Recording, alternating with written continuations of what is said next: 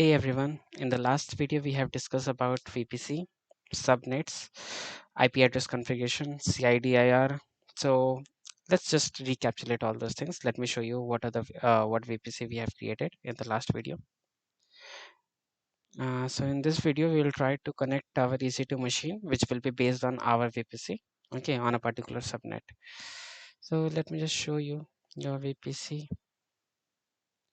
and our VPC name is u underscore VPC, okay, and we were having 4 subnets along with that, okay. Subnet 1 2, it should be 3, okay. Nice. So this is our 4 subnets we were created in the last video. One thing I want to remind you the example of these 4 subnets. Basically we can imagine a college where 4 branches are there and each branch is having their own set of networks. So these subnets will allow you to do the things in that way.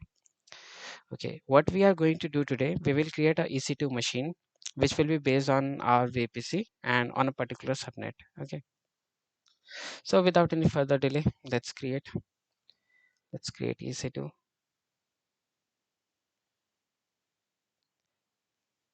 Mm, okay, so right now we don't have any EC2 running, so we'll create a one EC2.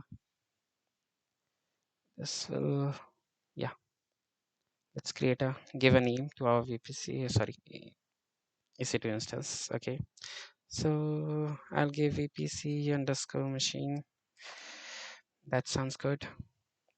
Okay, we'll take Ubuntu for now, and be careful choosing free tier eligible. Okay, rest T2 micro all set.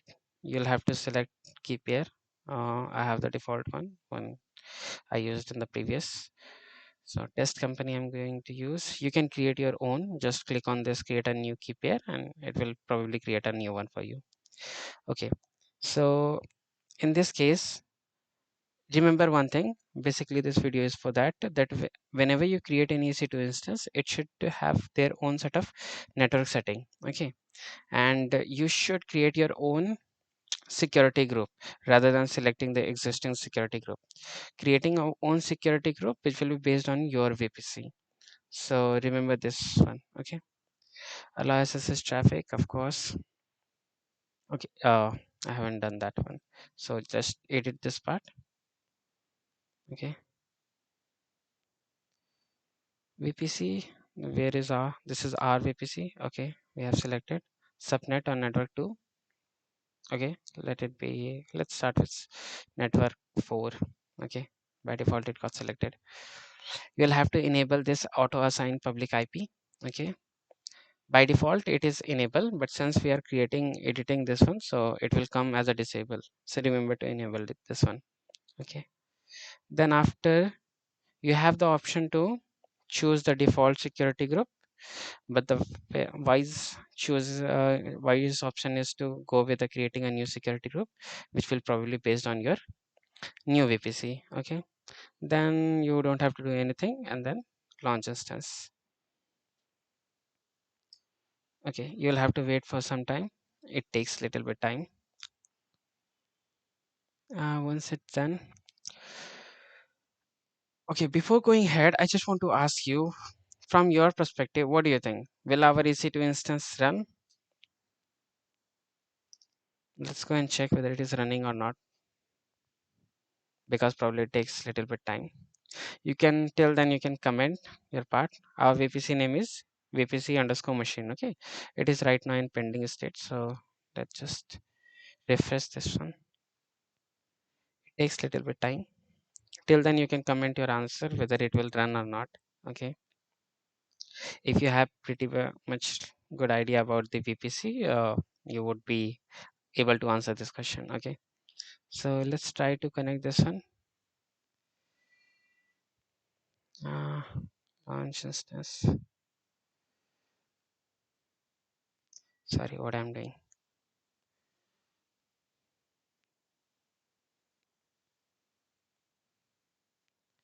Select on this and connect. So right now I'm connecting to this on platform connect.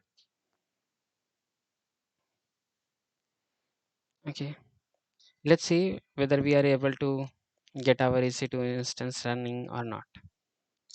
The answer would be we won't be able to run it. Why? You can comment it down below. Okay, so without, I'll give you the reason. Okay, I'll show you one picture. See, I hope it is visible. Okay, can I make it large? I can zoom it. Yeah.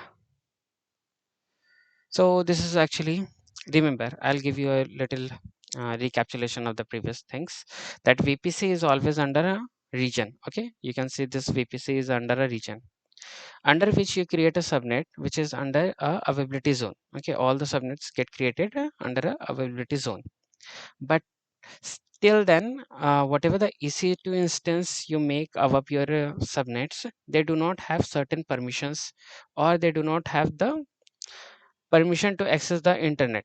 Okay, since these are private, so probably they'll be not having any access to internet.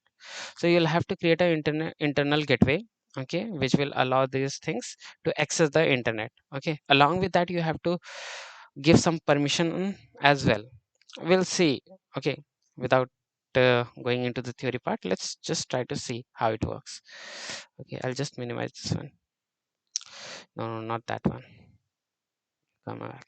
Yeah, so I'll go here. We'll go to our VPC first.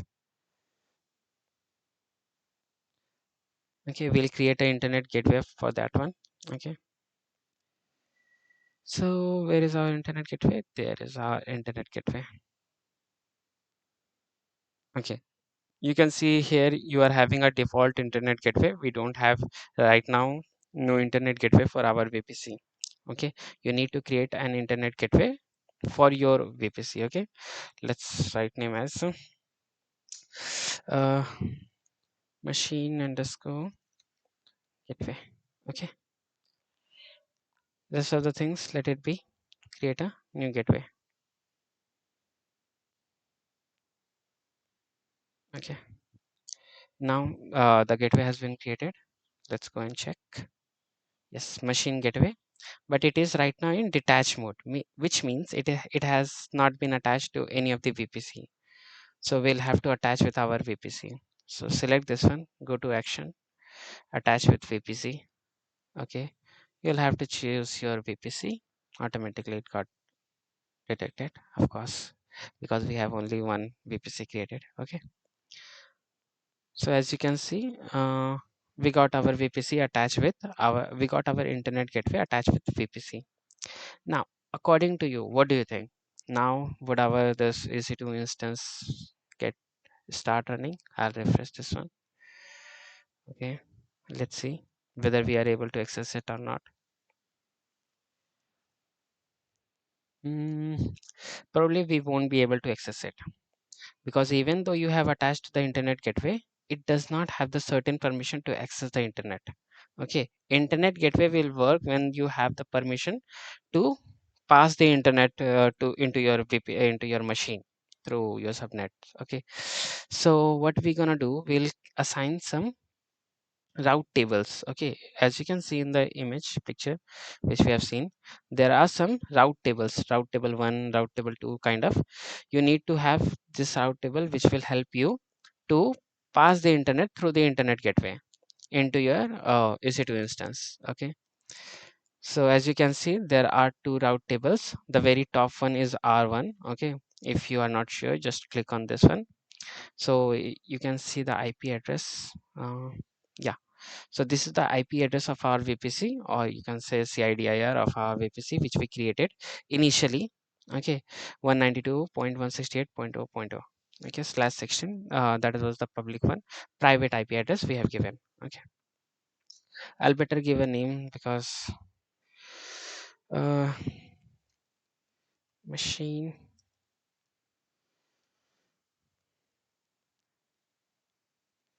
underscore. What do we give? This is a route table, no? So machine underscore table. Let it be. Okay, let's save this one. Okay, we don't have to create any new route table for this one. Okay, Just go to this one. Okay, see, this is the default one where we were able to access the internet whenever we create any EC2 machine based on the default VPC. But in this case, since we have our own VPC, so we don't know what type of a rule we assign. So without thinking much, let's see what rules were defined initially on the default route table. So as you can see, there is a VPC route table. Two things has been created. Okay, uh, here we go, route. Yeah. So see, they have another IP address which is allowing all the traffics, okay, to go into your VPC. So the same part we are going to do. We will be allowing this 4 times 0/0, which is allowing all the type of traffic or the rules of accessing the internet into our VPC or EC2 instance. Okay, so we'll just click on this one. We'll go to route. We'll edit the route table. Okay, already one has been created. We'll have the our one. Okay, all zeros. Okay, internet gateway. You'll have to choose, and this is the machine gateway. That is the R1. Okay, and then this is save changes. Okay, so our route table has been created now, and this route table is giving the access. If you see the rules route table, now it has the same permission as of the default one, the earlier one that I showed you, this one. Okay, which will allow the internet traffic to go into your EC2 instance. If you see the subnet associated with this one, see all the 4 subnets are associated with our route table. So according to you, what do you think? Will be able to access it or not? So the answer is we'll figure it out. Of course, we'll be able to access it. Okay, no matter what, because we have allowed the connection into our subnet. So without any further delay, come on. Yeah. So as you can see, now it is able to access it. If you run sudo apt update, come on, sudo apt update. Okay. So as you can see, it is clearly updating the things, means it is having the access to internet. And that is what I wanted to show you in this video. So to summarize the whole things, I'll just show you the picture again.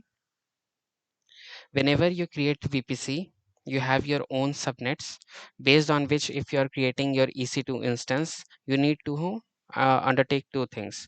First is the internet gateway, another is the route table. Internet gateway is the passage, route table is the permission to access the internet.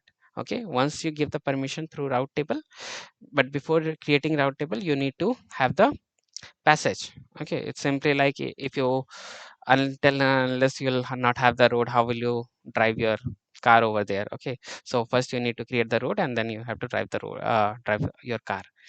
So that's how it works. I hope you got some idea. It might be feel some that is confusing, but if you face any issue in any of the uh, timestamp, just let me know and I'll clear it out. Okay, I'll try to give all the answers. Thank you so much for your patience. We'll see you right back in the very next video. Thank you so much.